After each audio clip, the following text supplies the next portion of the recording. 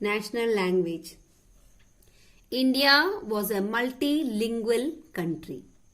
After the independence, the Indian leaders decided to have a common language to unite India. After a long discussion and deliberation, Hindi was chosen as the national language. However, South India refused to accept Hindi as a national language. Hence, English continued to be used as official language. At present, regional languages have official status. Means, regional languages means in which there are 28 states and with different languages. Like example, in Maharashtra, Marathi takes place, that is the regional language. Marathi is the regional language of Maharashtra. So, people who are there in Maharashtra, they can use Marathi as the official status, means they can do their work in Marathi in offices. Here just I am explaining you this explanation for this sentence. The states were formed on the basis of language. The three presidencies of British period were divided into three different states. The Bombay Presidency was divided into Gujarat and Maharashtra. Madras Presidency was divided into Tamil Nadu and Karnataka, while the Bengal Presidency was divided into Bihar, Bengal and Orissa. 5-year plans. The centuries-long colonial exploitation had made India weak in every field. The country faced the problems of illiteracy, poverty and overpopulation. It also lacked in economic development and industrial growth, medical facilities and agricultural development.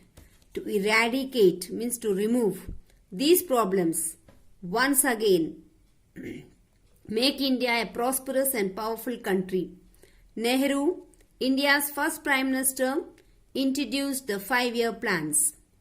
These 5-year plans were based on those of Soviet Union. In 1950, Planning Commission established to prepare and execute these 5-year plans for an effective and balanced utilization of the country's resources. Students, in this way, 5-year plans were framed by our first Prime Minister Pandit Jawaharlal Nehru. India's unique foreign policy. Students, all these points I explained very clearly on blackboard. India got freedom at a time when world was divided between two superpowers, USSR and USA. In this context, Prime Minister Nehru, who was also the foreign minister at that time, developed India's foreign policy. Non-aligned was the very base of this foreign policy. The policy of staying away from alliances did not mean staying neutral. On the contrary, this policy tried to prevent wars with peaceful negotiations. The other important countries who joined hands with India were Egypt, Yugoslavia, Indonesia and Ghana. This unique policy of non-aligned gave India prestige and recognition in the world politics. So this was most important policy framed by first Prime Minister Pandit Jawaharlal Nehru. The main important point behind this policy was that to prevent war. The main is to prevent war and solve it through peaceful negotiations. So students, with this I am stopping the lesson. I have explained you very clearly all these points, and when you read the lesson you will understand more in a better way.